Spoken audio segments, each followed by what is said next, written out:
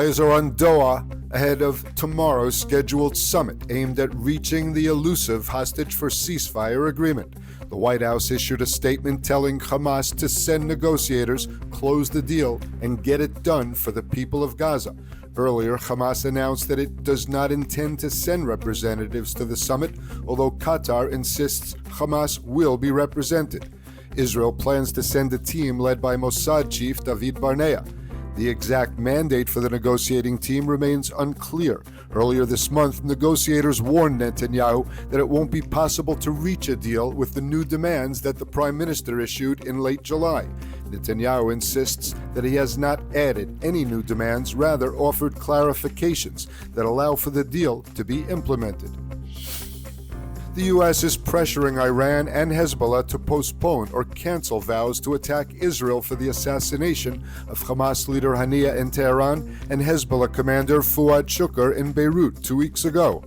The U.S. is leveraging prospects of successful hostage-for-ceasefire talks to reduce regional tensions in the shadow of Iranian and Hezbollah threats of revenge. The U.S. believes that the threatened Iranian attack on Israel may not take place if Israel and Hamas manage to reach the evasive ceasefire deal. President Biden and U.S. Secretary of State Blinken are both saying that the Iranian attack is not inevitable. Visiting New Orleans, Biden was asked if he expects Iran to hold off on a retaliatory strike if a deal is reached. Biden replied saying, "That's my expectation." American sources say the Iranians voiced concerns over a potential U.S. and/or Israeli retaliation that could target its nuclear program. Day 313 of the war in Gaza, the IDF has ordered more evacuations of the civilian population in the Khan Yunis area that was used yesterday by Hamas to launch 2 rockets at Tel Aviv.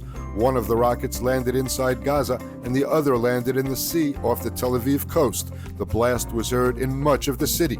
Red alert was not sounded because the rocket did not pose a threat to the population.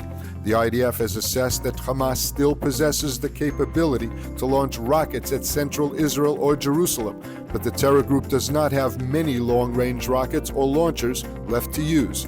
It's believed that yesterday's launch was because IDF troops were maneuvering nearby, and Hamas wanted to fire the projectiles before they fell into Israeli hands. Nearby in Rafah, the IDF announced it had eliminated some 100 terrorists in recent days and located weapons and hideout pits. The forces of the Givati Brigade have been operating in the Shavora neighborhood of Rafah near the Egyptian-Israeli border. Experience the power of truth with ILTV News. If you're looking for quality content and captivating visuals, join our news community and become an integral part of our team as we embark on a mission to unveil the real Israel, dismantling the web of lies and misinformation that surround reporting on Israel.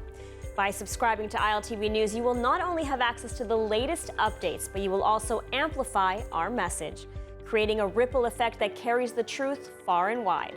Subscribe today and help reshape the narrative. Available on the web, Android, and Apple.